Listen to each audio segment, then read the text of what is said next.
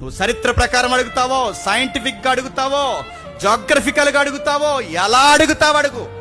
ఎంత మేధావు అయినా నీ టెర్మినాలజీ నాకు తెలియకపోవచ్చేమో కానీ పక్కా నేను నమ్మిన ఫెయిత్ నేను ప్రూవ్ చేస్తా అని నువ్వు సాక్ష్యంగా నిలబడాలి. నిలబడగలవా?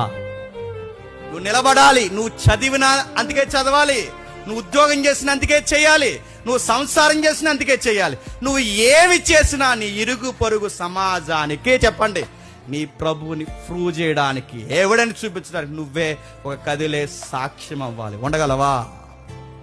తిరిగి లేచాను నమ్ముతున్నానండి, తిరిగి లేచి నువ్వేంటి? దయ్యాలు కూడా నమ్ముతాయి తిరిగి లేచా. నువ్వేంటి? దయ్యాలు కూడా నమ్ముతాయి ఆయన తిరిగి లేచాడని. నమ్మే వాళ్ళు కాదండి, నమ్మిన దానికి నిలబడే వాళ్ళు కావాలి. చెబితే ఏమనుకుంటారో, చెబితే ఇంటికి రారేమో, చెబితే డిస్టర్బ్ అయిపోద్దేమో. చెప్పు, ఇది నిజమని చెప్పు.